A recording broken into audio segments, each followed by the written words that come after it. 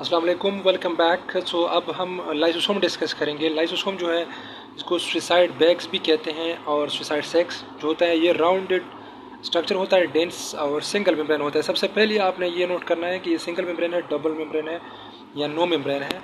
तो मैंने आपको कहा था कि ऑर्गेनेलीज जितने सारे हैं अगर आप इसको डिस्कस करते हैं तो सबसे पहले इसको यही पॉइंट आउट करें कि इसका सिंगल मेम्ब्रेन है या डबल मेम्ब्रेन है। ये हाइड्रोलाइटिक एंजाइम सिस्टम इसमें होता है, एडवांस सिस्टम उसमें होता है, जिसकी वजह से इसको सुसाइड बैग्स भी कहते हैं, जो कि इसको आइडोफेजी जो इसका एक करेक्टर है वो इस वजह से करता है। और इसको सेल एक्सक्रीटर कहते हैं। एक होता है सेल एक्सक्रीटर, ये होता है सेल सिक्रीटर। तो ये सेल सिक्रीटर का जो है वो गल्जी बॉडी चूँकि हमने ऑलरेडी डिस्कस किया, और सेल एक्सक्रीटर जो ये है ये सेल एक्सक्रीशन करता है। और इसको डिड्यू ने 1949 में डिस्कवर किया था।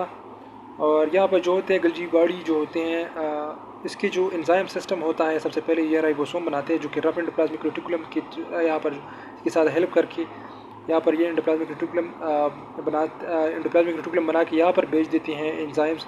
फिर यहाँ पर ये जो भेजते हैं ये विजिकल्स सिक्रीट जो करते हैं, ये विजिकल्स में फिर वही एंजाइम्स होते हैं जो कि एंडोप्लाज्मिक रेटिकुलम ने भेजे हुए होते हैं राइबोसोम के थ्रू जो बनाते हैं वही बेचते हैं। यहाँ पर फिर इस प्राइमरी लाइसोसोम आपके साथ बनता है। प्राइमरी लाइसोसोम बनने के बाद ये फिर से दोबारा एंडोप्लाज्मिक रेटिकुलम में जाता है, स्पोर्टिव एंडोप्लाज्मिक रेटिकुलम या रफ एंडोप्लाज्मिक रेटिकुलम इसमें जाता है। और यहाँ से फिर ये मैच्योर होता है, यहाँ पर फिर मैच्योर होता है, फिर बाद में आता है यहाँ पर सेकेंडरी या मैच्योर लाइसोसोम बनता है। फिर उससे आने के बाद साइटोप्लाज्म में आता है और ये लाइसोसोम मैच्योर लाइसोसोम बनता है। ये सबसे पहली जो होता है सेल में नहीं होता है, ये बाद में जितना ज़रूरत होता है उतना ही आता है।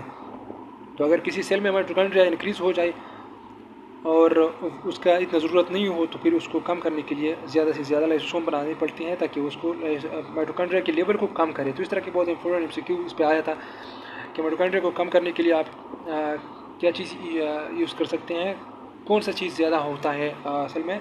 तो जो भी चीज़ हो इसके ज़्यादा जो ज़्यादा हो उसको कम करने के लिए लाइसोसोम की ज़रूरत होती है और लाइसोसोम इस तरह से बनता है। इसके लाइसोसोम के माल फंक्शनिंग की वजह से 2 डिजीज़ भी हो सकते हैं, जो कि यहाँ पर ग्लाइकोजेनेसिस टाइप 2 जो होता है, इसमें ग्लाइकोजन अकमुलेशन होता है लीवर और मसल्स में, जो कि आमतौर पर लाइसोसोम एंजाइम जो होते हैं वो ग्लाइकोजन को ग्लूकोज में कन्वर्ट करता है। अगर वो एंजाइम जब मिसिंग होती हैं माल फंक्शनिंग ऑफ लाइसोसोम की वजह से, तो यही ग्लाइकोजेनेसिस टाइप 2 का जो डिजीज़ है यहीं पर पैदा होता है।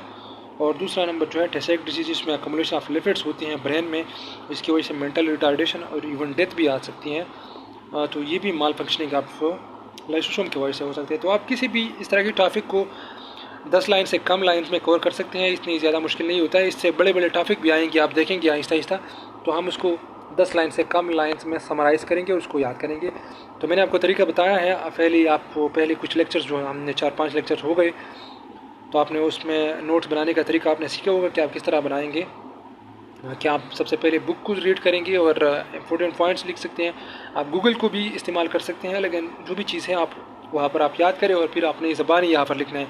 ज़बानी आप एक बार एक चीज़ को लिखेंगे यहाँ पर अपने साथ 10 ले कम लाइन्स में, तो वो आपको हर टाइम फिर याद रहेगी। और इसका इम्पोर्टेंस यही है कि जब आपका कोई भी एग्ज़ाम करीब हो आपका, तो आप बहुत आसानी से इसको जल्दी कर सकते हैं। मतलब अब ये आपका 30 सेकंड से कम टाइम लेता है। फिर जब आपका एग्ज़ाम को 3 दिन रहते हैं या 2 दिन, तो एक टॉपिक को आप 30 सेकंड में कवर कर सकते हैं। तो ये बहुत इंपॉर्टेंट होता है। Thank you so much.